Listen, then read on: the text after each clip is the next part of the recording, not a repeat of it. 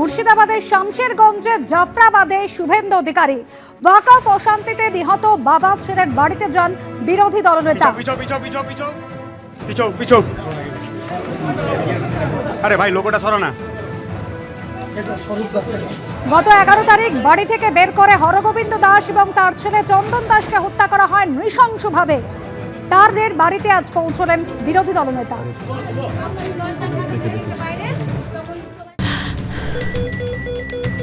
ক্যান্সারে নেই আর ভয়, NCRI এ হবে এর জয়। আপনাদের ভরসা নেতাজি সুভাষচন্দ্র বোস ক্যান্সার হসপিটাল। জাফরাবাদের ক্ষতিগ্রস্ত পরিবারগুলোর প্রত্যেকটি ঘরে ঘরে শুভেন্দু অধিকারী যাচ্ছেন।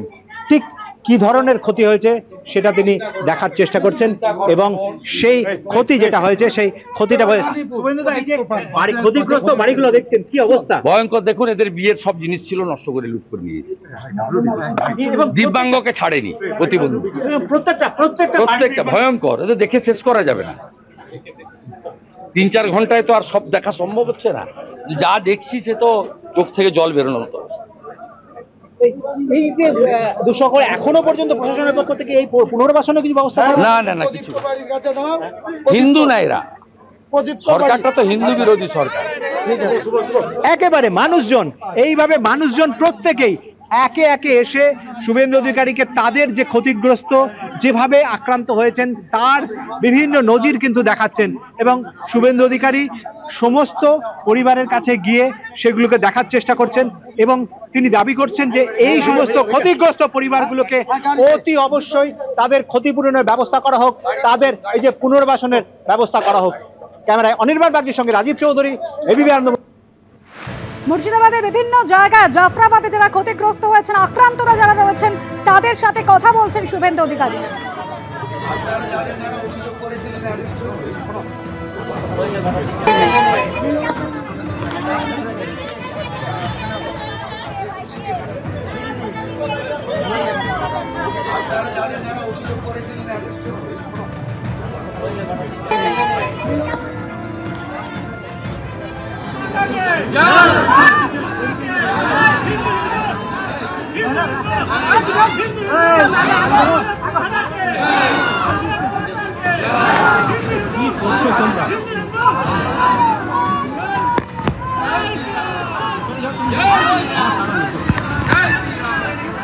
মুর্শিদাবাদের শামশেরগঞ্জ, সেখানে বিভিন্ন জায়গায় যে ক্ষতিগ্রস্ত আক্রান্তরা তারা মুর্শিদাবাদে ওয়াকফ অশান্তির জেরে যারা ক্ষতিগ্রস্ত হয়েছেন তাদের বাড়িতে বাড়িতে যাচ্ছেন শুভেন্দু অধিকারী, তাদের সঙ্গে কথা বলছেন, আশ্বাস দিচ্ছেন পাশে থাকার।